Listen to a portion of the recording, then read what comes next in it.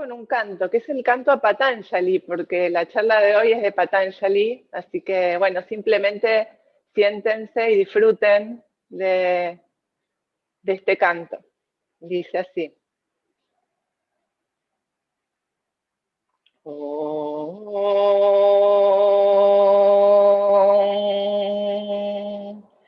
Yastyaktua rupamadhyam prabhavati jagataha anekatha anugrahaya prakshina klesharashihi vijama vishadaraha anekavaktra subhokhe sarvajnana prasutihi Bhujaga parikaraha pritaye yasya nityam Devo ishaha savovyat sita vimalatanuhu yogado yoga yuktaha Yogena chettasya padena vacham malam sharirasya cha Vaidyakena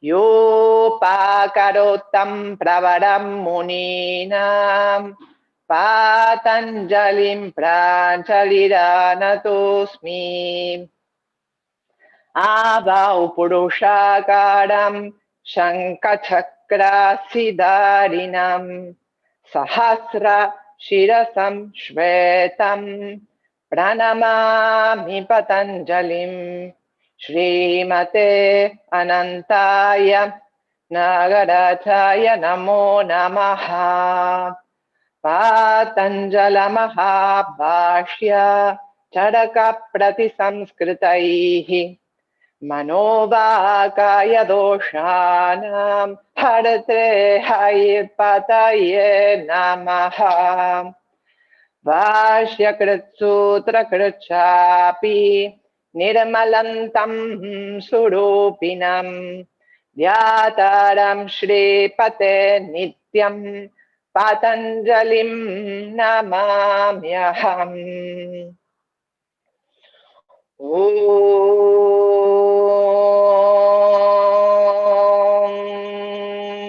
Manibra Shatpana Sahasravirta Vishvambara Mandalaya Anantaya Nagarajaya Namaha.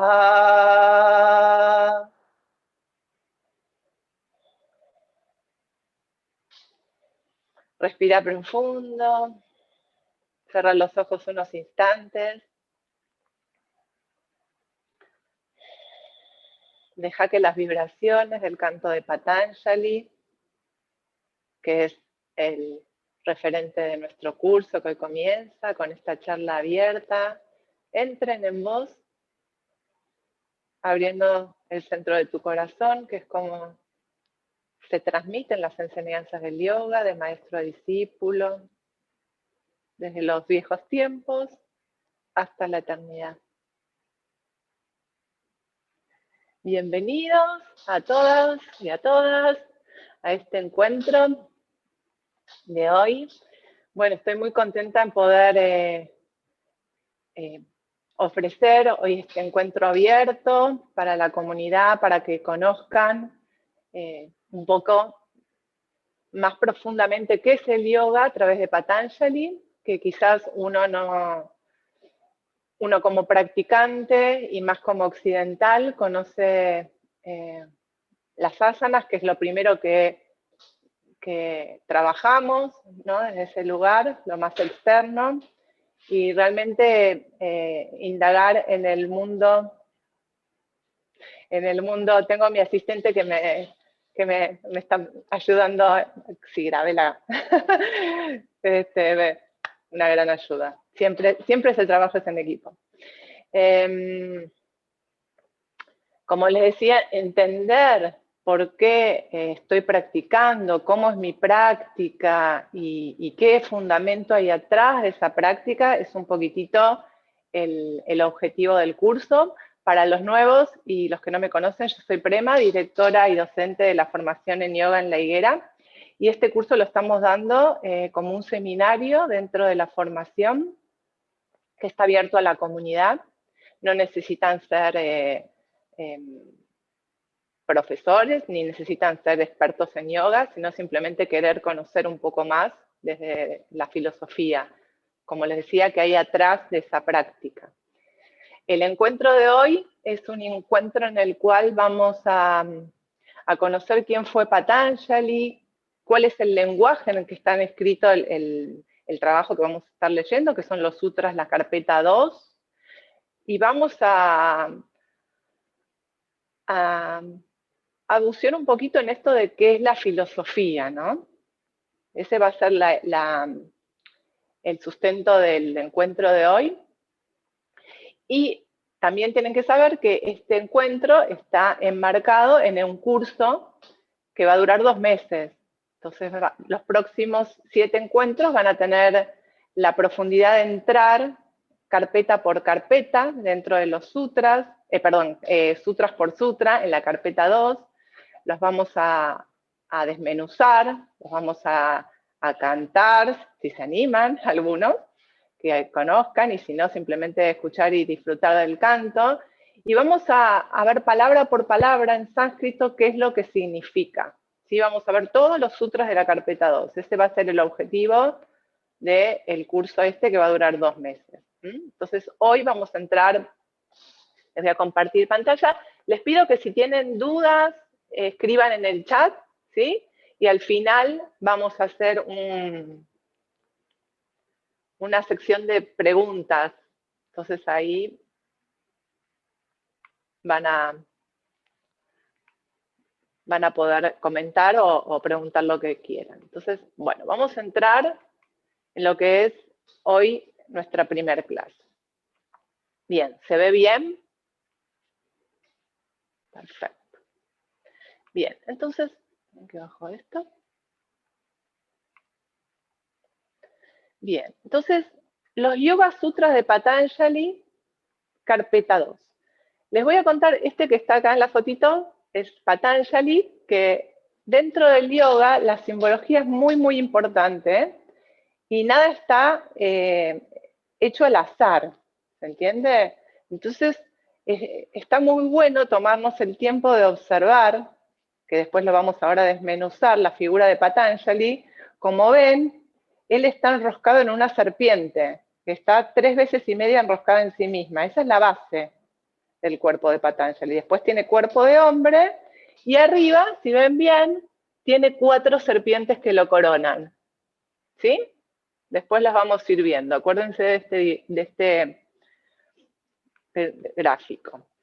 Una cosa que quería comentarles, que este curso yo lo armé el año pasado en el marco de la pandemia.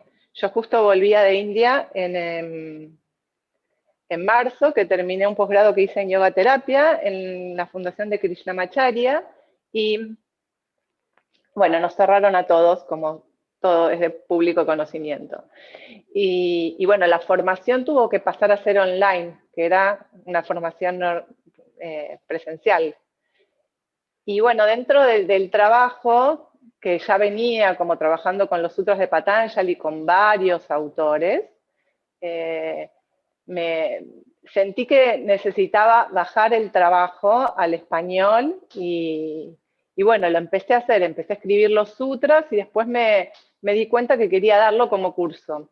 Así que bueno, surgió dentro de una necesidad mía particular de trabajar con los sutras, que me ayudaron mucho el año pasado, en lo personal, para atravesar todo lo que hemos atravesado. Y fue también muy enriquecedor el trabajo que hicimos grupalmente con los sutras. Y esto está a colación de que el curso va a ser un curso teórico-práctico, de interpretar los sutras en nuestra vida cotidiana. ¿Sí? Quiero que les quede esto resonando, y después lo hablamos al final de la clase. Bien, entonces Los Yoga Sutras son un texto muy antiguo que no se sabe exactamente el origen. Algunos historiadores hablan de 400 años antes de Cristo, algunos hablan de 300 años después de Cristo. No creo que nos cambie mucho saber exacta la fecha. Y recuerden que hasta que existió la escritura, todo lo que es la filosofía y las enseñanzas del yoga se hacía en forma oral. Entonces es muy difícil tener registros claros de fechas, ¿sí? Pero bueno, más o menos estamos organizándonos en esa época. Y si piensan en esa época, antes de Cristo, siempre que vino algún avatar que encarnó en nuestro querido y bendito planeta, se supone que era una época oscura. En yoga se le dice Kali Yuga, que es era oscura, la era de Kali. Kali es una diosa dentro de la mitología hindú que es bastante, asusta bastante, les cuento, porque tiene la cara con colmillos lleno de sangre, está lleno de calaveras que ella corta cabezas. Digamos, no es Lakshmi, no es Saraswati, no sé si alguno de ustedes está familiarizado con las diosas del hinduismo, que son muy bellas y armoniosas. No, ella es brava. Y tiene un trabajo interesante, ¿no? Porque el ser brava en un mundo donde hay oscuridad nos ayuda a cortar con lo negativo, ¿no? Con lo que nos hace daño, con las fuerzas oscuras, como podemos decirle. Entonces, por eso se le dice Kali Yuga. Y acá me gustaría aclarar que dentro del hinduismo no está mal visto estas diosas, no es que son malas y buenas. Nosotros los occidentales siempre tildamos de bueno o malo, ¿no? Polarizamos, blanco puro, negro, perverso. Y en India no es así, porque en India están acostumbrados a lidiar con todo lo que es el ser humano, que es un poquitito también lo que vamos a adentrarnos en estas carpetas más adelante. Nuestras zonas oscuras son parte nuestra. O sea, nosotros somos Kali, así como somos otras diosas que pueden ser Lakshmi, que es la diosa de la abundancia, la diosa de la belleza. ¿Se entiende? Entonces, al integrar todas esas fuerzas, es donde empezamos a ser verdaderos con nosotros, somos reales, y no queremos ser solamente la foto del Instagram, con todo lo lindo, y después en casa, ¿sí? No mostramos todo lo que no nos gusta y lo barremos y lo dejamos abajo de el colchón, ¿sí? Entonces, no, la idea es integrar todo eso. Por eso Kali representa hacernos cargo, ¿sí? O sea, acá Patanjali nos va a venir en una era difícil para darle un mensaje a la humanidad, ¿sí? Entonces, creo que si lo extrapolamos a hoy en día, podemos pensar que estamos en Kali Yuga. ¿Qué les parece? ¿No? Bueno, ni que hablar, ¿no? Pobre el continente de India, digo continente porque realmente para mí India es un continente, más que un país, que están atravesando una situación muy, muy, muy, muy difícil, ¿sí?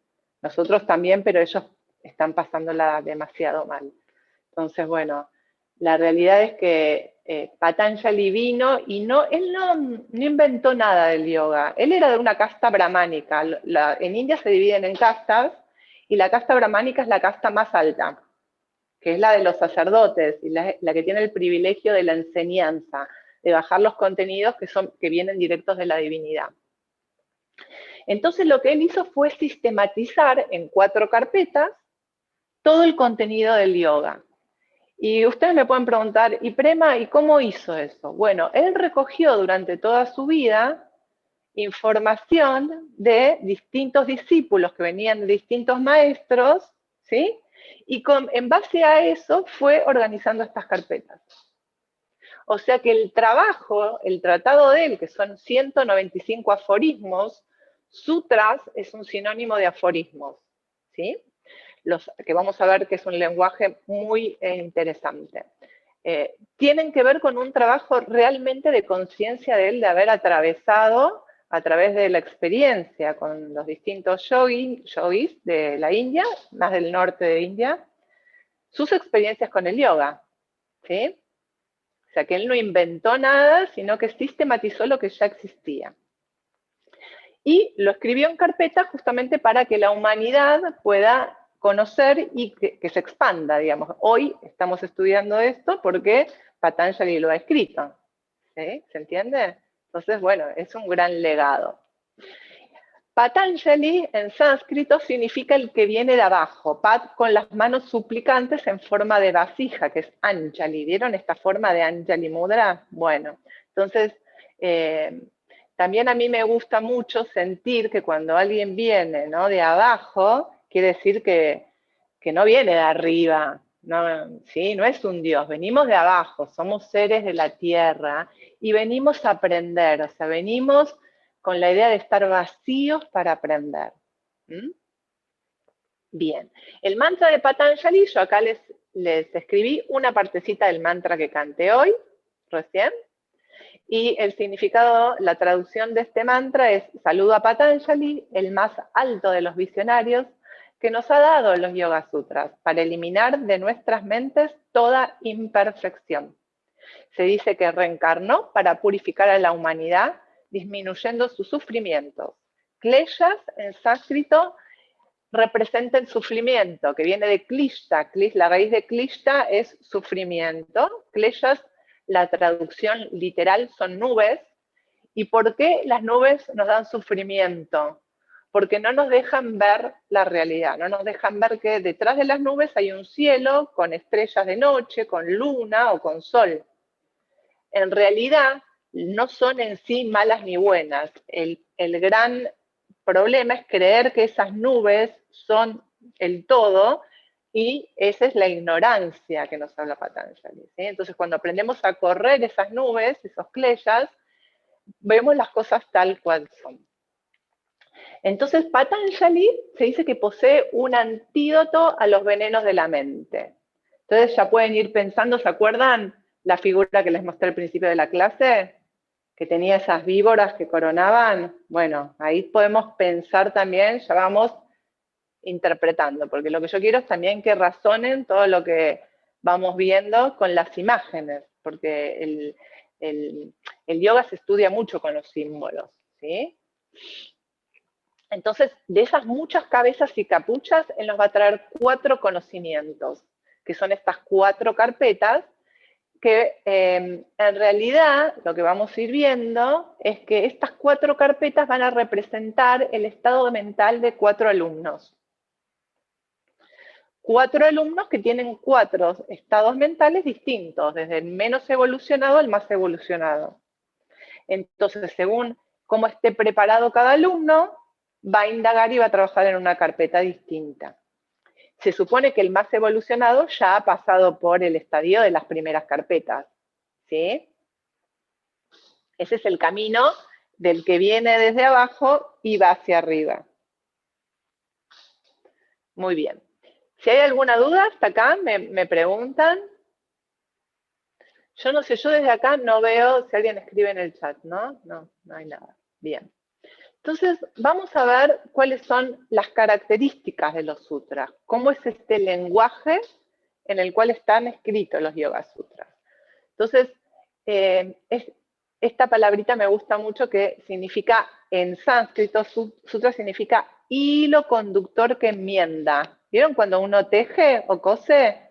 Que vas cosiendo y vas armando a través del hilo, vas uniendo lo que estás remendando, ¿se entiende? Entonces, el sutra tiene esa característica. O sea que, a ver, ahí hay un mensajito, esperen. Ay, gracias, este material lo vas a mandar.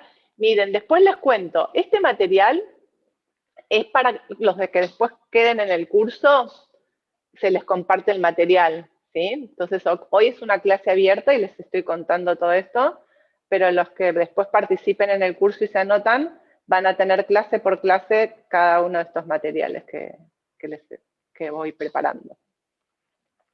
Entonces, esto que les digo, de que voy enmendando, significa que no son caprichosos los sutras. No es que me da lo mismo leer el primero, después el quinto, ¿sí? están unidos con un significado especial. Y esto es súper, súper, súper importante.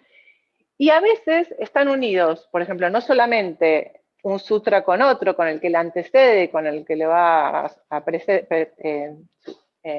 ir después, sino a veces hay sutras que son como un compendio de sutras con mucho significado. Entonces, por ejemplo, a lo largo del curso, los que participen van a ver que, no sé, 5 sutras van a trabajar un significado, algo específico. Por ejemplo, los kleshas, que era lo que les dije antes. Después otros sutras van a trabajar la Ashtanga Yoga, los 8 pasos de Patanjali. Entonces, esos sutras entre sí tienen un significado muy especial, que sí se van a unir con los que anteceden y con los que luego van a suceder después. Pero esa es la manera en que están organizados.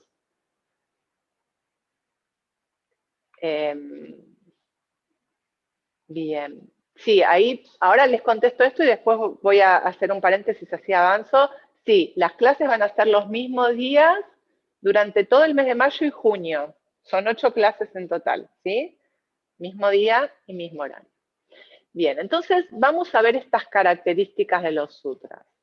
La primera es Alpaksharam, ¿sí? Alpaksharam, se los estoy contando en sánscrito. La A tiene una rayita arriba y significa que esa letra vale doble, y la S tiene un puntito abajo que significa que vale, que es una sh, pero no es la sh del español de sh, es sh, ¿sí? Se usa en la boca la lengua en distintas posiciones y produce sonidos distintos a los nuestros que estamos acostumbrados. El idioma sánscrito es un idioma, esto se los cuento para que sepan, no se habla en las calles en sánscrito en India. Cada pueblo tiene hay más de 500 dialectos en India.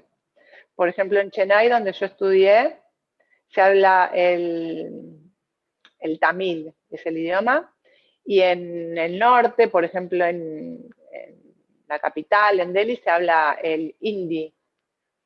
Y es muy gracioso porque de pronto uno encuentra distintos hindúes hablando en inglés, porque uno no entiende el dialecto del otro. ¿Sí? Hay muchísimos dialectos. Pero la característica del sánscrito solo es para estudio, es para las castas altas y es un idioma de estudio, como puede ser el latín, por ejemplo. ¿Se entiende? Entonces es un idioma que hay que estudiarlo con mucho detenimiento. Bien. Entonces, el significado de Alpaksharam, alpa significa poco y aksharam quiere decir letras o frases.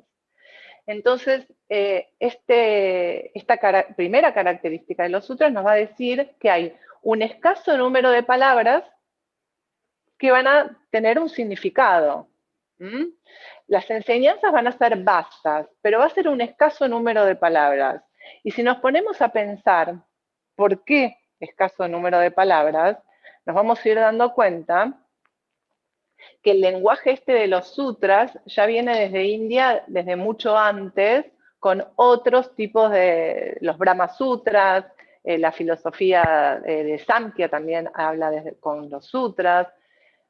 Es una forma de organizar, ¿para qué? Para primero memorizar, ¿sí? Porque los sutras se tenían que estudiar de memoria. De hecho, yo los tuve que estudiar de memoria y cantarlos todos cuando estudié.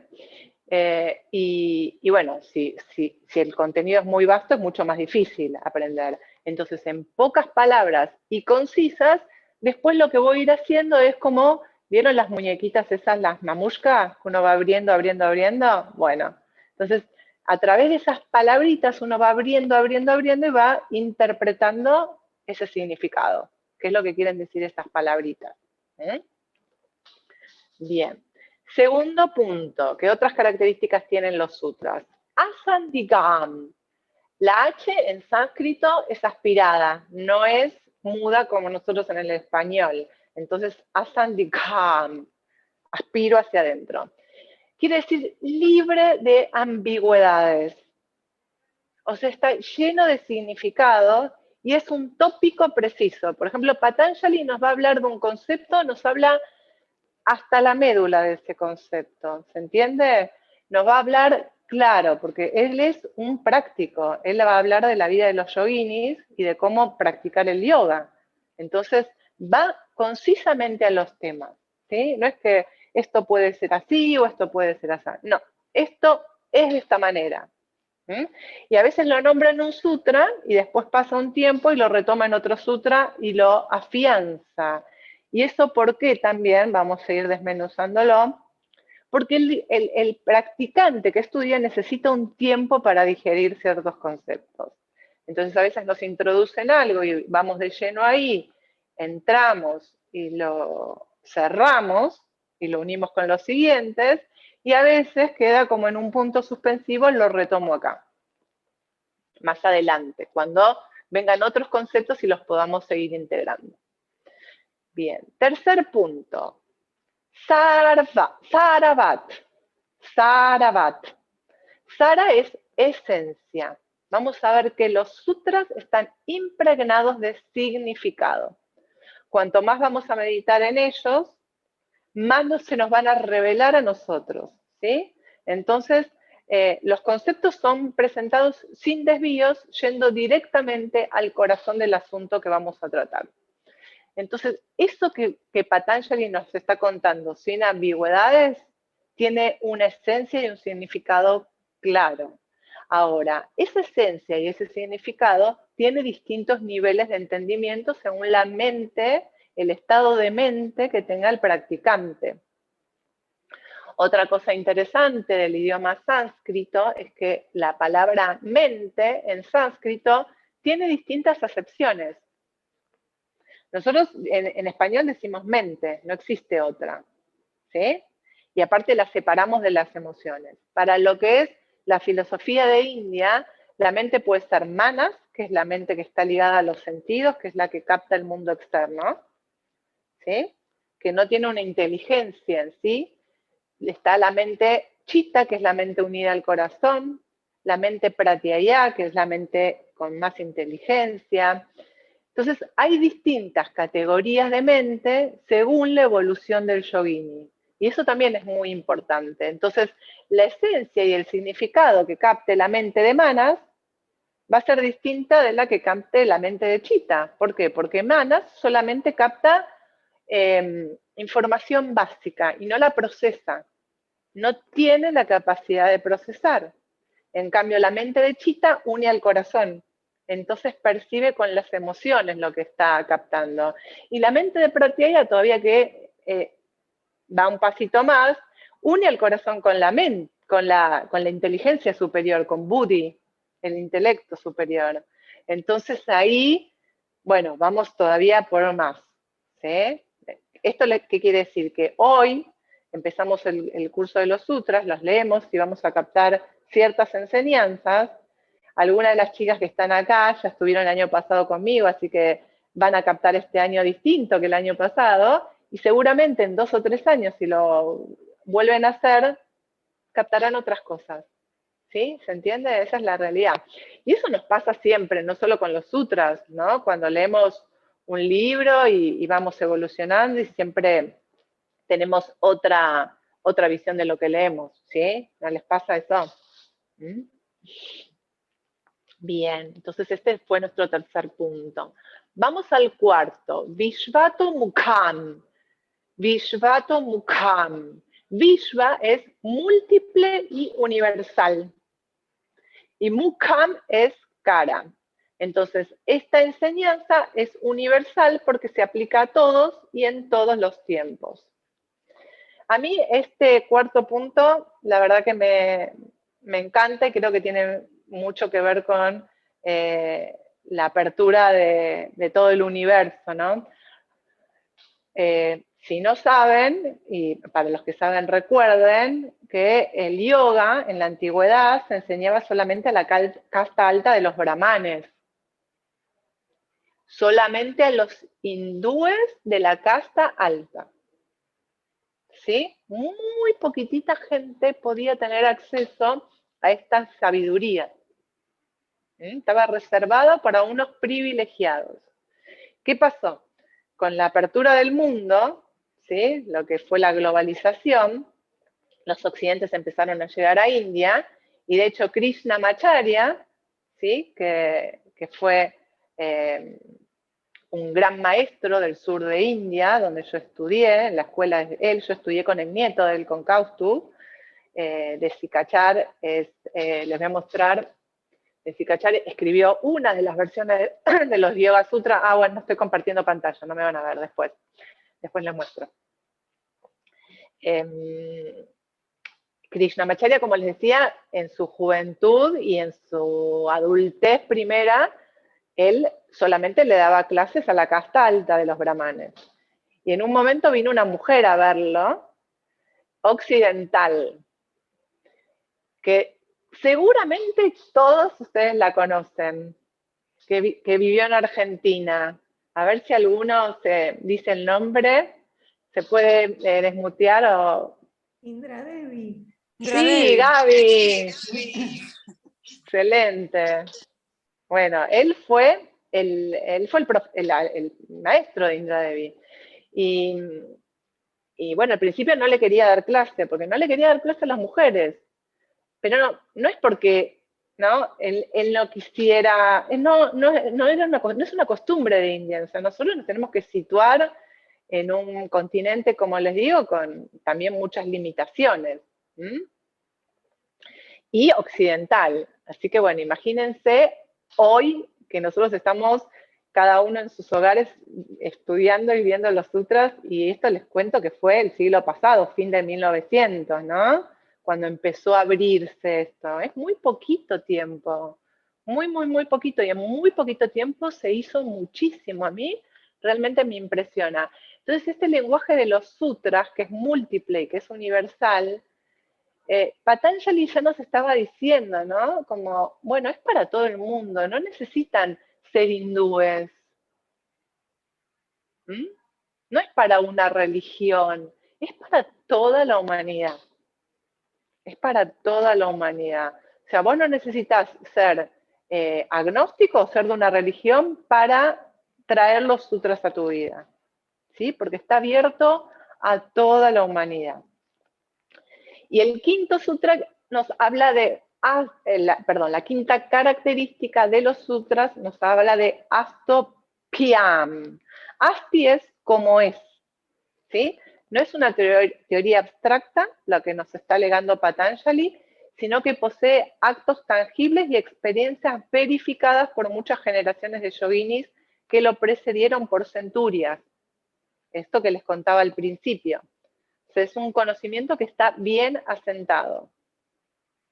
Y el próximo punto, el sexto, es Anavadhyam, que este también me gusta mucho, porque a mí me gustan mucho las lenguas, el estudio de las lenguas, y la verdad que es un lenguaje poético, es digno, es elegante, ¿no? Y está escrito para todas las audiencias. ¿Qué quiere decir? No está escrito en un lenguaje que alguien se va a sentir mal, ni que habla peyorativamente. Es muy claro, conciso y elegante, digno. Y eso creo que es algo muy destacado, muy para destacar, perdón. Bien, dejo de compartir, así los veo un ratito y después seguimos con lo que sigue. Bien, ¿cómo venimos hasta acá? ¿Bien? ¿Alguna duda? No, muy bien, gracias. Bueno, entonces ahí seguimos. Bien, yo les dije que había 4 carpetas, ¿sí? Vamos a ver a grandes rasgos cuál es el mensaje de cada carpeta. Entonces, la primera carpeta de Patanjali, que era una de esas serpientes que estaban arriba de su cabeza coronándolo, es la del Samadhi Padaha. Samadhi Padaha. Samadhi es el estado de absorción completa, ¿sí?, con la conciencia. Y es el objetivo de las prácticas de yoga. el estado de Samadhi, que vamos a ver, que es el octavo punto de la Ashtanga Yoga, que va a estar en la carpeta 2, que lo vamos a ver en este curso. Entonces, en esta carpeta, en la 1, Patanjali va a definir el yoga y sus características. ¿Qué es el yoga? Y va a exponer los problemas que aparecen en el camino del yoga y los obstáculos que no nos dejan alcanzarlo y qué medios tenemos que utilizar para salir de esos obstáculos, para resolverlos. Según Vyasa es el que hizo el primer comentario de los Yoga Sutras. Ahora les voy a aclarar esto. Los Yoga Sutras, como vimos en las 6 características, es un lenguaje muy conciso, ¿sí? Entonces, ¿cómo las estudiamos si no las desmenuzamos? Entonces, en realidad, todos los tratados que hay de los Yoga Sutras son de comentarios de distintos autores sobre los sutras. ¿Me siguen? Los distintos autores hicieron una recopilación, analizaron, por así decirlo, los sutras, los atravesaron, los vivieron y pusieron ciertos comentarios. ¿Qué es lo que significan para ellos ese sutra? ¿Se entiende? Esto es muy importante porque todas las carpetas están organizadas así. Y de hecho, es lo que yo hice en este curso que vamos a hacer. O sea, yo les voy a contar los sutras, palabras por palabras, y después les voy a decir lo que a mí me resonó y el trabajo mío con respecto a cada uno de esos sutras. ¿Se entiende? Yo, para hacer este trabajo, tomé varios autores.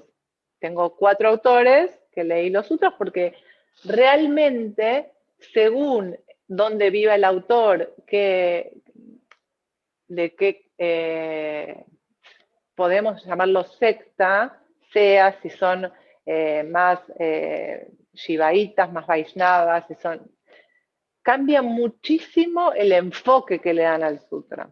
¿Sí? Hay sutras que hay ciertos autores que le dan un enfoque muy espiritual y que queda como muy arriba y para nosotros los occidentales nos cuesta bajar, y después hay otros autores que los bajan más a nuestro mundo, ¿sí? Más a la materialidad.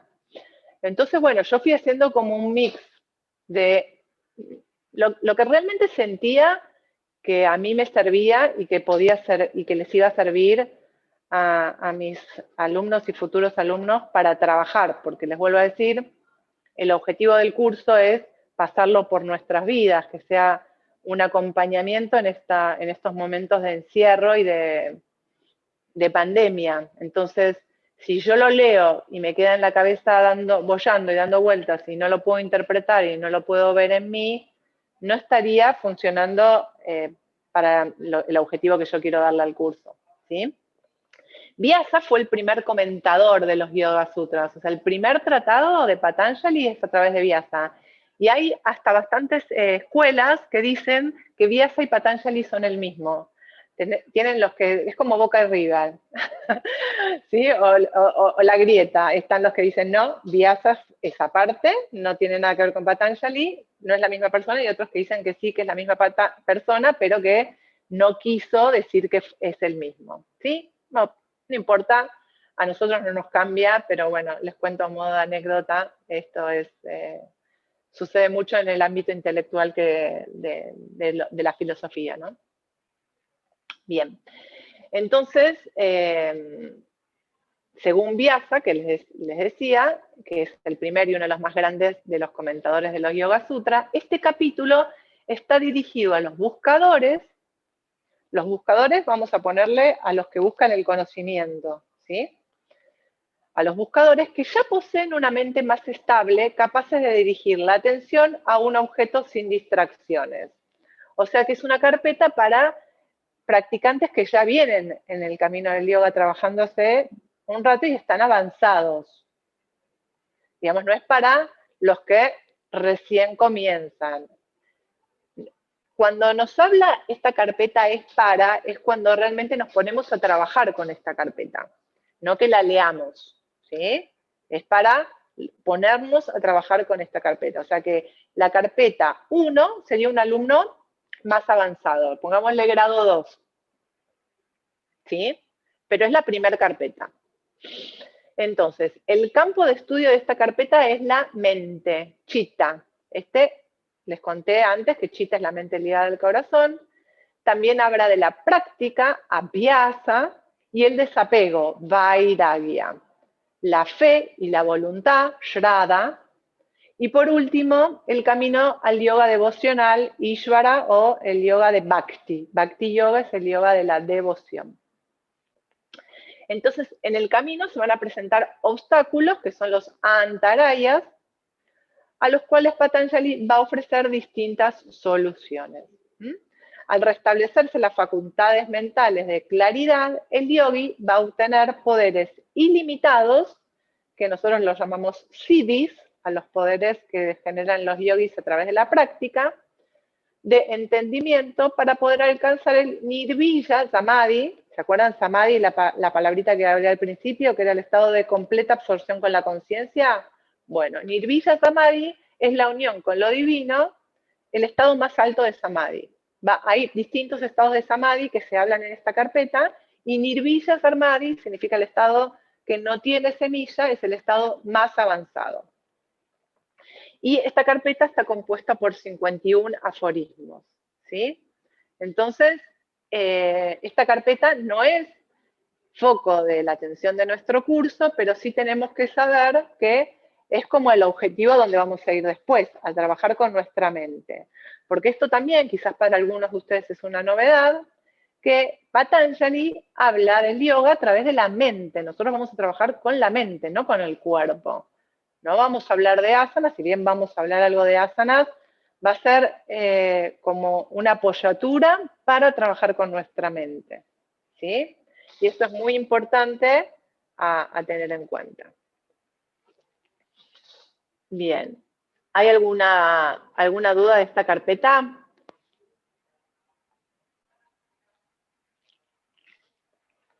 Muy bien, yoginis, entonces vamos a la segunda carpeta que va a ser el foco del curso. Sadhanapadaha. Sadhanapadaha. Va a describir Patanjali, como foco de nuestro curso, las cualidades necesarias para cambiar gradualmente y efectivamente. Anoten estas dos palabritas porque son ambas juntas, gradual y efectivamente. O sea, no es que cambiamos de un día para el otro, sino que vamos cambiando en forma gradual y eso se va sentando y se va haciendo efectivo, se va solidificando, ¿sí? La mente de un estado de distracción a un estado de concentración. De un estado de distracción a un estado de concentración. ¿Qué les parece? ¡Wow!, ¿no? ¿No? Nuestra mente está... Piensa una cosa, piensa otra cosa, piensa una cosa, piensa otra cosa, ¿no? ¿Cómo es nuestra mente? Y realmente poder focalizarnos y tener una mente estable es el objetivo de esta carpeta. Ir hacia ese lugar. Entonces nos va a indicar Patanjali por qué estas cualidades son importantes y cómo llevarlas a la práctica a través de las distintas herramientas. Las herramientas son las upayas. ¿Y cuáles van a ser esas herramientas? Vamos a ver que hay 8 herramientas, en realidad hay 7 porque la última acontece, pero en esta carpeta vamos a trabajar con 4. Una es los yamas, otra es los niyamas, otro es asanas y otro es pranayamas. Yamas y niyamas, vamos a ver, son las abstenciones, son abstenciones y reglas que tenemos que cumplir con nosotros mismos y en la sociedad donde vivimos. Entonces, Patanjali nos dice, eso es la base de la práctica de yoga. Vamos a tener que tener reglas para nosotros mismos. Entonces, la idea es que en el curso cada uno y cada una pueda armar sus propios yamas y niyamas. Más allá de los que vamos a verlos todos, los que Patanjali nos nombra y nos cuenta, La idea es que terminen el curso con un decálogo de ustedes de sus propios yamas y niyamas en sus vidas, que sea real. Asanas, vamos a ver qué es lo que Patanjali nos cuenta de las asanas y qué nos cuenta de los pranayamas. Entonces este capítulo va a ser un capítulo de purificación. Kriya Yoga es la limpieza, tapas. Y a través de esta limpieza nosotros vamos a poder ir accediendo a esta mente que se concentra más. ¿Se acuerdan que al principio de esta charla les conté que Kali era esta diosa que cortaba cabezas? Bueno, ¿por qué? Porque necesita limpiar. Todos necesitamos limpiar. Nosotros a la mañana nos levantamos y ¿qué hacemos? Nos lavamos la cara, nos limpiamos, nos lavamos los dientes, nos bañamos, ¿sí? Vamos al baño, intestino, todo eso es purificación, todo eso es limpieza. Ahora, si hacemos todo eso con nuestro cuerpo físico, ¿por qué no lo hacemos con nuestra mente? ¿O ustedes piensan que la mente no se llena de toxinas? Me peleé con el vecino, mi hijo no me hace caso, me voy a dormir con los problemas, ¿sí? Escuché el noticiero a la noche de todo lo que está pasando, y bueno, ¿y eso no queda dentro tuyo? Y eso queda, no se ve, pero el efecto es mucho más duradero, ¿sí? Entonces, eso es lo que tenemos que aprender a limpiar, nuestra mente. Y ¿cómo lo vamos a hacer? Con un procedimiento, con una técnica. Hay que trabajarlo. Entonces vamos a ir gradualmente aprendiendo a reducir las aflicciones, que son estas kleshas, que son estas nubes, que nos producen el sufrimiento, que es dukkham. Dukkham es sufrir. Vieron que todas las disciplinas espirituales hablan del dukkham, del sufrimiento. ¿Cómo salir del sufrimiento? Bueno, Patanjali acá nos va a contar en el camino del sadhana. Sadhana es práctica en sánscrito. Entonces, que a través de la práctica vamos a salir del sufrimiento. A partir del estudio y la práctica. Este va a ser el foco, como les dije, del curso y tiene 55 aforismos que vamos a estar leyendo. Hoy vamos a leer el primero. Y a partir de la clase que viene vamos a arrancar con el resto. Bien. Entonces seguimos con todas las carpetas y después vamos con las... A ver, te doy una duda. ¿Ven? En cierto modo, una cosa trae a la otra. A ver, esperen que me tengo que ver en qué estamos hablando. Porque cuando ya estás en un proceso de limpieza, la mente también busca la calma y dejar de ver y consumir ciertas cosas. Tal cual. Es tal cual, Ana. El tema es que a veces es por dónde empiezo. Empiezo por la mente, empiezo por el cuerpo, empiezo por las emociones. Bueno, eso es lo que vamos a disgregar a lo largo de este curso. Hay personas que entran mucho más fácil por algunos planos y hay personas que entran más fácil por otros planos. Pero todo es holístico y va a redundar en que todo el sistema se limpie. Es así, tal cual. Vamos a ver la carpeta 3. Vibhuti Padaha. Vibhuti Padaha. Esta carpeta va a describir la capacidad de la mente de alcanzar un estado libre de distracciones gracias a las diversas prácticas enunciadas en los 2 primeros capítulos. Entonces acá ahora podemos deducir que la segunda carpeta es para los practicantes que recién comienzan, ¿sí? Que somos nosotros. La primera carpeta es para los que siguen, que ya empezaron a trabajar consigo mismos y ya tienen un nuevo hábito o samskara. En sánscrito los hábitos se llaman samskaras, un samskara nuevo asentado. Y la tercera carpeta es para los que ya pueden sentarse a callar la mente y empezar a meditar. Entonces esa mente puede explorar objetos y conceptos profundamente y se basa en la meditación. O sea, la carpeta tercera es la carpeta de la meditación. Y ¿se acuerdan que les conté que hay 8 pasos, que en realidad son 7, y el último es el samadhi que acontece, que es Ashtanga Yoga de Patanjali, que los primeros 4, yama, niyamas, asanas y pranayamas, va a hablar la carpeta número 2. la carpeta número 3 va a hablar de los siguientes pasos, que son dharana, dhyana y samadhi. En realidad falta pratyahara, que es un intermedio.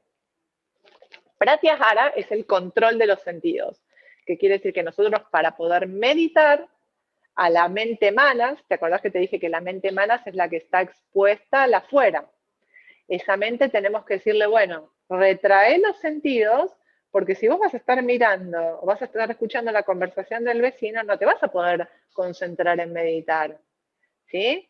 Si pusiste el timer y termina la comida y tenés que ir a apagar el horno, no vas a poder sentarte a meditar porque vas a estar pensando que se te va a quemar la comida en el horno. Entonces tenemos que dejar que la mente esté libre de distracciones de los sentidos para poder meditar. Y ese es un gran desafío. Por eso es para más avanzados. Dijimos que pratyahara es el control de los sentidos, dharana es la concentración de la mente en un punto, dhyana es el estado meditativo, que es un estado mayor a la concentración, que es cuando yo me convierto en el objeto, o sea, las cualidades del objeto pasan a formar parte de mí y hay una interrelación total del objeto con el cual medito y mi esencia, y mi persona. ¿Sí? Quizás a nosotros nos cuesta entenderlo con la mente, pero es un estado de fusión total. ¿Sí? Podemos imaginarnos, no sé, en el estado de, no sé, por ejemplo, en el estado de hacer el amor cuando uno siente que se fusiona con otra persona, o lo que para ustedes sientan que es la fusión con algo, bueno, ese es el estado de dhyanam. Y cuando ese estado ya se asienta, viene el samadhi. El samadhi es el estado de bendición total, ya soy la conciencia. Sus posibilidades son realmente innumerables de todo lo que podemos desarrollar con nuestra mente en estado de meditación. Entonces el practicante, que realmente está avanzado y trabaja con esta carpeta, adquiere un conocimiento de los objetos realmente desconocido hasta el momento, porque empieza a captar toda la esencia de las cosas, que antes estaban en el mundo ahí afuera, ahora están adentro mío. Entonces es como un estado nuevo, realmente desconocido. Sin embargo, incluso este conocimiento puede a su vez convertirse en una fuente de distracción e impedir que la persona alcance el estado supremo del ser, que es el estado de liberación, que es Kaivalya. O sea que en realidad una vez que llegamos al Samadhi, después viene la liberación, que es el Kaivalya, donde ya no hay ataduras con el mundo, donde el yogini ya superó todas las dualidades, las gunas. Para quien conoce las gunas, no conoce las gunas, son las energías de nuestro planeta. Y esta carpeta tenemos que tener mucho cuidado. ¿Por qué digo esto? Porque el yogini empieza a adquirir muchos poderes. ¿Se acuerdan que les dije esta palabrita, los siddhis? Bueno, los siddhis son poderes especiales. ¿Vieron los superhéroes? ¿Veían esos dibujitos que cada uno tenía un superpoder? Bueno, es como tener un superpoder, pero es literal. Los yogis pueden levitar, leer la mente, volverse muy chiquititos, dejar de respirar. De hecho, Krishnamacharya no tenía pulso, en momentos él podía regular el pulso, venían médicos y le tomaban el pulso y no tenía pulso, podía estar más de 2 minutos sin pulso, porque tenía esos poderes, los había trabajado. Él vivió 7 años y medio en el Tíbet, en los Himalayas, con un maestro budista, antes de volver a Chennai a enseñar. Y él aprendió mucho ahí. Pero estos poderes no son para show off, para mostrarnos al mundo y decirnos, ay, miren, yo soy re capo, miren todo lo que sé. No, son para saber la gran capacidad que tiene nuestra mente. ¿Se entiende todo lo que podemos hacer? Pero si no lo usamos para el bien, danger. Realmente estos poderes podemos usarlos para el bien o para el mal. ¿Sí? Porque son técnicas. Entonces, por eso imaginen ustedes que fueron secretos y no se divulgaban a todo el mundo. Porque realmente personas con un karma negativo, si se ponen a trabajar y investigar, empiezan a adquirir estos poderes. Pero bueno, después, ¿qué hacemos con eso? Entonces la carpeta esta, que yo la llamo la carpeta de los milagros, que es la tercera carpeta, hay que ser muy respetuoso, ¿sí? O sea, tenemos que entrar como bien, con el pie derecho, podríamos decirlo, con mucha conciencia. Y después nos queda la última carpeta, que es la carpeta de Kaivalya Padaha. ¿Se acuerdan que recién les dije que Kaivalya es la liberación? Bueno, esta es la carpeta de la liberación. O sea, el yogini que ya trabajó con las tres carpetas, ¿sí? Acaba de tener la posibilidad de tener una mente totalmente purificada. Y se convierte en un servidor y no un amo la mente. La mente está en función de la conciencia. Eso es lo que tenemos que saber. La mente bien utilizada es un servidor nuestro, es un servidor de Purusha o la conciencia cósmica, como decimos. Entonces, al permitirle a la mente ejercer como amo, la persona, consiga lo que consiga, va a estar siempre expuesta a problemas y la serenidad va a quedar afuera de su alcance. Entonces, tenemos que saber que la liberación va a venir de la independencia de nuestra mente. Mientras sigamos ligados a la mente, a nuestros patrones o a nuestros samskaras, vamos a seguir en el dolor, en el sufrimiento y en la ilusión. Entonces, estas son las 4 carpetas que nos presenta Patanjali. Bien.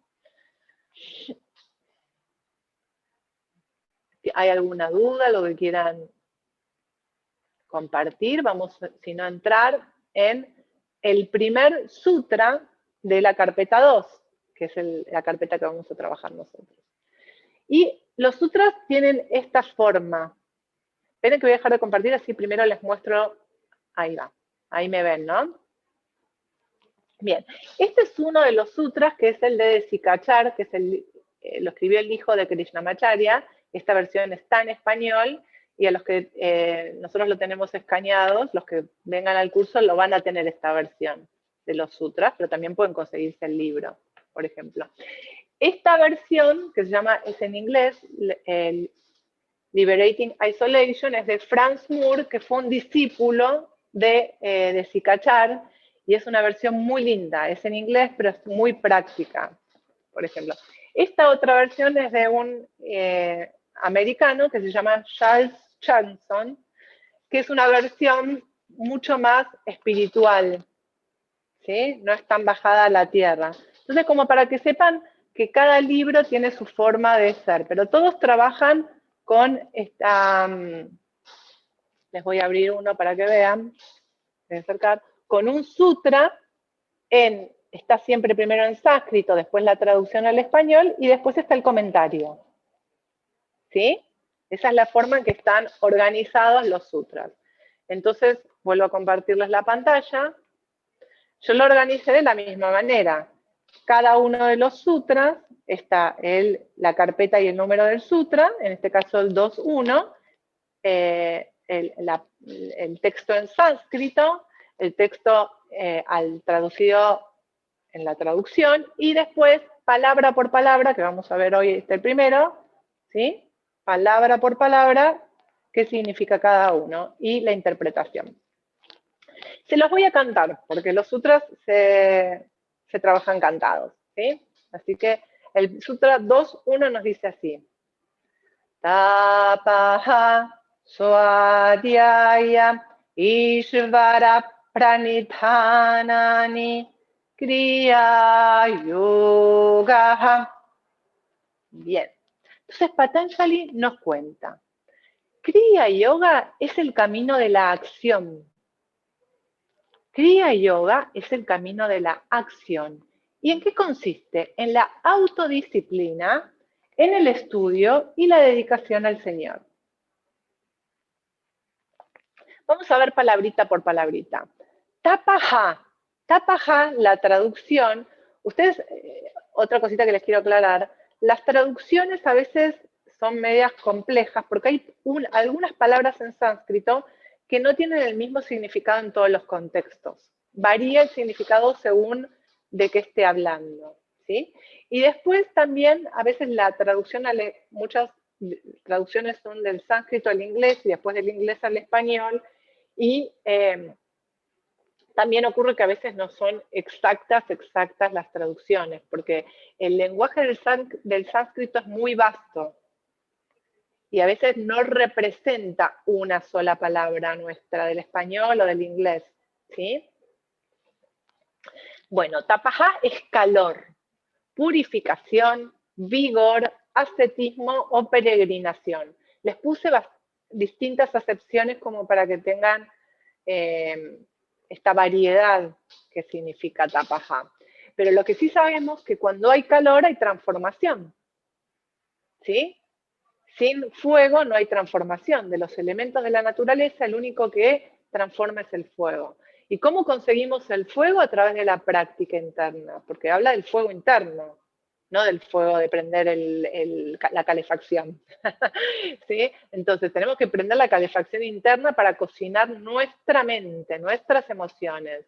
Entonces ahí vamos a necesitar de la acción. La acción va a venir de este fuego.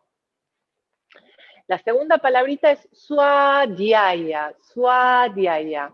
Swadhyaya nos habla del estudio del sí mismo, la investigación personal, el estudio de los textos sagrados y también la recitación de los cantos sagrados. O sea, swadhyaya es el estado de indagación del ser humano, de realmente preguntarnos, ¿no? La ontología, por qué estamos acá, quiénes somos, cuál es nuestra misión en la vida. ¿Sí? Si no nos preguntamos esas cuestiones filosóficas básicas, ¿qué sentido tiene estar haciendo una práctica? Vamos a ir viendo que la práctica tiene que ver con todo esto que nos hierve por dentro, ¿no? Como seres humanos. Ishvara pranidhanani quiere decir soltar el fruto de las acciones, la humildad, la entrega a Ishvara. Ishvara es la conciencia cósmica, la devoción, la fe en una fuerza superior, el servicio y ofrendas. ¿Qué nos dice Patanjali? Que en definitiva, en algún momento, en la evolución del camino del yoga, vamos a tener que trabajar con el desapego y con entregarnos a una conciencia superior. ¿Se acuerdan que al principio yo les dije que los sutras eran universales y que no necesitamos pertenecer a ninguna religión? Eso él lo habla en muchos de los sutras, pero siempre da la opción a ir hacia este sutra que tiene que ver con el Bhakti Yoga, que tiene que ver con el estado de mayor devoción. No, Patanjali en ningún momento obliga al practicante a que entre en un estado devocional, porque eso es algo que tiene que ocurrir naturalmente a lo largo de la práctica del yoga. Hay personas que empiezan a estudiar, que ya tienen en sí un estado de devoción o de fe, y hay personas que no, que empiezan a estudiar el yoga y no tienen fe, y con los años y la práctica empiezan a sentir esa fe o adquirir ese estado más devocional. ¿Se entiende? Pero en ningún momento es una condición necesaria para empezar a estudiar. Kriya Yoga es la realización del yoga, el yoga de la acción y de la purificación, que era lo que hablamos de esta carpeta. Esta es la carpeta de la purificación, de ir limpiando nuestro cuerpo, limpiando nuestra mente para prepararnos para el estado de Samadhi. Porque el estado de Samadhi requiere de una mente más pura. Entonces, tapas, que es el primer sutra, es la primera acción que necesitamos conquistar en el camino del yoga. ¿Sí? Necesitamos tapas, necesitamos limpieza, ya que representa la purificación y disciplina, las dos cosas. La disciplina me va a dar purificación y cuanto más me purifique, más disciplinado me voy a hacer, porque es un círculo virtuoso de retroalimentación. ¿Se entiende? Círculo virtuoso, la purificación y la disciplina. Y eso no incluye disciplinas muy fuertes que desestabilicen el cuerpo o la mente, promoviendo confusión, ¿sí? Por ejemplo, prácticas extremas. Patanjali no va a hablar de eso en esta carpeta, como lo ha hecho el Buda. No sé si conocen la historia del Buda, que él en su momento cuando dejó el palacio, estuvo durante 7 años haciendo prácticas muy austeras, muy extremas, perdón, ayunos muy extremos, sin dormir. Bueno, hay mucho en India de lo que son las prácticas de purificación extremas, que bueno, estamos muy lejos de ir hacia ese lugar, ¿se entiende? Son todas prácticas muy acordes a nuestra vida, ¿sí? Eso es importante. No es que de un día para el otro, si por ejemplo comen carne, van a ser vegetarianos, se van a levantar a las 5 de la mañana para hacer 2 horas de práctica, ¿sí? No. Estamos hablando, por eso les dije, de acciones graduales y efectivas. ¿Se acuerdan de esas 2 palabritas que les hablé al principio? Graduales y efectivas. Es generar un hábito de práctica, lo que nos va a pedir Patanjali. La segunda acción corresponde a la investigación personal. ¿Se acuerdan? Swadhyaya, que le dije, el inquirir, ¿no? que preguntarnos dónde estamos, por qué practicamos, cómo es nuestra práctica. Bueno, todo eso es una investigación personal. Y los textos sagrados, como este de Patanjali, son los que nos ofician como espejos de nosotros mismos, porque nosotros leemos los aforismos y nos vemos reflejados. Y podemos indagar en nosotros en el significado de ese aforismo. Si no me veo reflejado, es que Swadhyaya no está funcionando, ¿se entiende? No me sirve mirar el aforismo y ver al vecino o a mi amigo. Tengo que mirarme a mí. La autoobservación con la práctica se vuelve constante, un estilo de vida, y de ella se van a elegir las prácticas adecuadas a cada momento. Y esto también es muy importante. ¿Qué práctica hago? ¿Cuál es la adecuada para mí? ¿Puedo hacer estas asanas? ¿Puedo hacer este pranayama? ¿Cuánto tiene que durar mi práctica? ¿Me tiene que supervisar alguien? ¿La tengo que hacer todos los días? ¿En qué horario es mejor? Bueno, un montón de cosas que tenemos que saber, ¿sí? Porque realmente nos van a cambiar la calidad de la práctica y por ende el resultado de nuestra vida, el proceso de etapas de purificación. Y la tercera acción que nos habla Patanjali, Ishvara Pranidhana, es la de esta fuerza superior, ¿sí? Entonces, sabiendo que no somos los dueños de todo lo que realizamos, aceptamos y honramos aquello que está más allá de nosotros, cultivando el amor y la generosidad, ¿sí? Como el camino más de la devoción. Este es el punto donde les dije que Patanjali nos abre la puerta y no nos obliga a entrar, nos abre la puerta y nos dice, bueno, si querés venir y entrá, ¿sí? Yo te abro la puerta. Bien, con esto se termina la clase. Les quiero contar un poquito, antes de ir a ver las dudas y charlar un ratito, cómo es el desarrollo de todas las clases. Tiene que ver con estos puntos. Primero yo voy a cantar los sutras. Después se explica el sutra en el idioma original, que es en sánscrito palabra por palabra, y esto que ven acá, que les leí recién, esto es desde la explicación en sánscrito hasta la explicación de cada una de las palabras, es la traducción. Y esta parte de abajo es el trabajo de mi interpretación de los sutras. Entonces, en cada uno de los sutras, que son 55 aforismos, este es el primero, a partir de la clase que viene empezamos con el segundo, vamos a trabajar así. Vamos a analizarlos, vamos a ver qué interpretación le doy y después la vamos a charlar y vamos a ver las dudas. Y lo que es importante es que ustedes se van a ir de esta clase con una tarea. ¿Esta tarea es obligatoria? Esperen que vamos a dejar de compartir. Si los veo. Bien.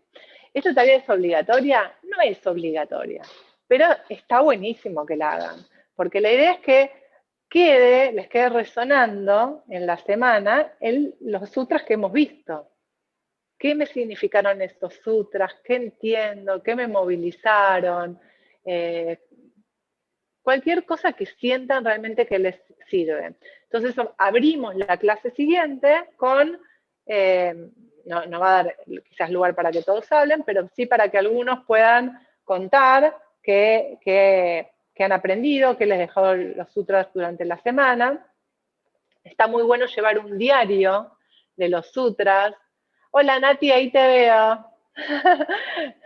Y Estelita también, estoy empezando a ver a los que no vi antes, a Ricky también. Bien, entonces es muy interesante llevar un diario para ver la evolución y que ustedes puedan a lo largo del curso ver todo lo que van aprendiendo, lo que les va bajando, lo que va decantando, ¿sí? Entonces ese trabajo es muy rico, por eso les digo, es traer los sutras a la vida de cada uno. La idea no es que sea un curso solamente filosófico y teórico, sino que realmente nos sirva en este momento, ¿no?, tan angustiante y tanta incertidumbre que seguimos viviendo, ¿no? Que seguimos viviendo y que no podemos cambiar. Entonces, ¿qué es lo que puedo cambiar? Bueno, dentro de mí, lo que está dentro mío, lo que está en mi hogar, con los que yo me relaciono, cómo puedo ir practicando este conocimiento, ¿sí? Entonces esa es la idea. El material se les va a enviar a los que vengan, a los que se anoten en el curso, un día antes para que lo tengan, lo que vamos a ver el miércoles. Y la idea tampoco es que se adelanten, pero sí que sepan qué vamos a ver, porque la idea es verlo juntos acá. Acá vemos el material, lo desglosamos, lo desmenuzamos, lo charlamos, lo interpretamos. En la semana lo vivimos, abrimos la clase con el cierre de lo que hemos visto y con las dudas, y arrancamos con los sutras que siguen, hasta finalizar la última clase con el sutra número 55. Bien, ahí a ver Fabiana que pregunta, que se tiene que retirar. Bueno,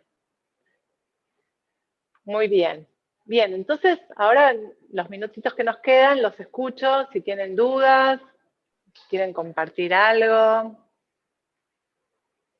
No, yo te quería agradecer, me pareció muy bueno. Nada, muchas gracias, muy interesante. Bueno, un placer. Gracias a vos por tus palabras. Y más allá de que se sigan o no el curso, está buenísimo esto de saber. Acá Ricky nos dice, estamos en un momento donde hace falta despejar las nubes, claro, tal cual, las cleyas. ¿Por qué? Porque imagínense el que le gusta mirar los noticieros, ¿no? Estamos todo el día, los noticieros son como esas cleyas. Entonces ponemos un canal, nos dice una cosa, ponemos otro, nos dice otra cosa. Y uno dice, ¿qué hago? ¿Se acuerdan el año pasado cuando empezó la pandemia que nos decían, bueno, no podés hervir agua porque si estaba caliente? Nos han dicho tantas cosas que no son verdaderas y piensan que nosotros actuamos en función a lo que nos dicen. Acuérdense cuando salíamos a la calle y veíamos a la gente y teníamos miedo, ¿sí? Pasó más de un año de eso, pero está acá a flor de piel nuestra. Y realmente la inteligencia, bien, los que se tengan que ir, se pueden ir yendo, los saludo, gracias por estar. Aprender a discernir y a elegir qué es lo que yo quiero nutrirme, es súper importante. ¿Sí? Gracias, Estelita, gracias por tus palabras. Entonces, bueno, la idea es esa, aprender a elegir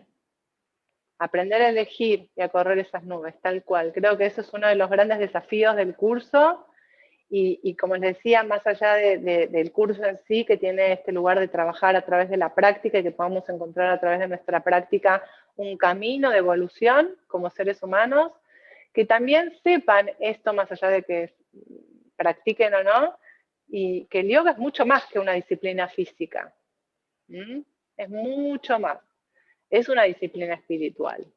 Entonces, si nosotros hacemos asanas y no entendemos que por atrás hay toda una filosofía espiritual que lo sostiene, no estamos haciendo yoga. Esa es la realidad. Estamos haciendo una actividad física que le puede hacer muy bien al cuerpo, pero no es yoga.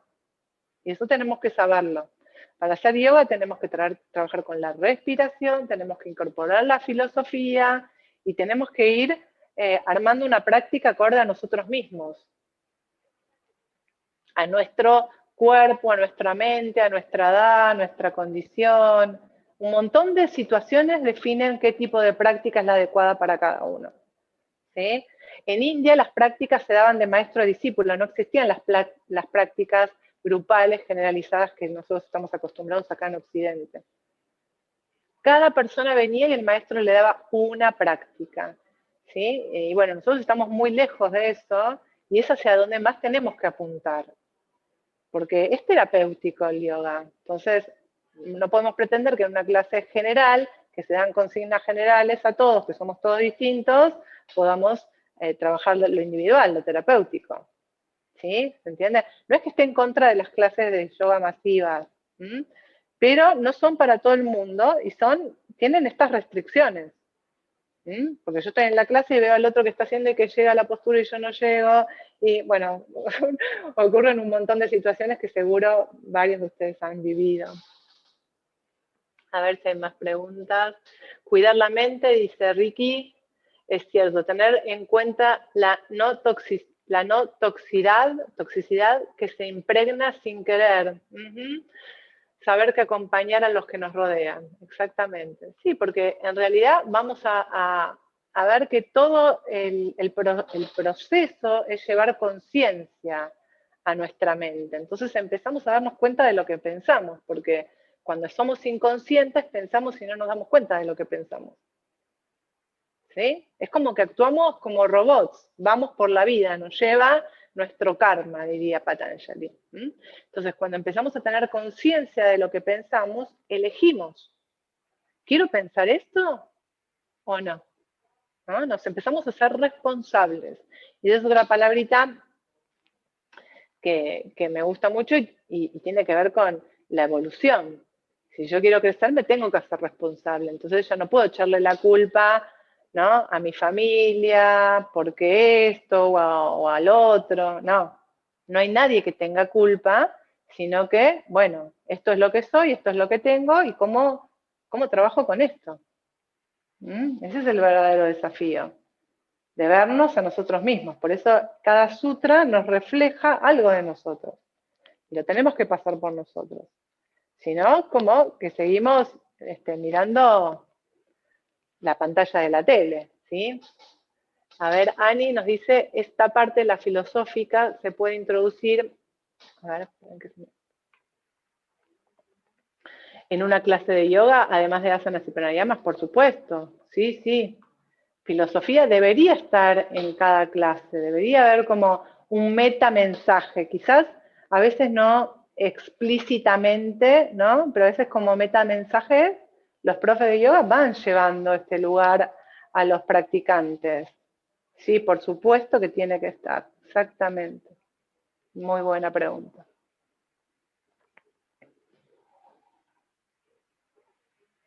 Muy bien.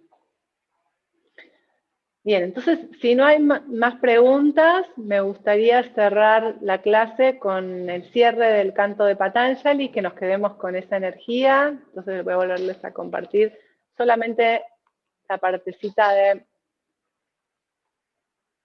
del canto principal.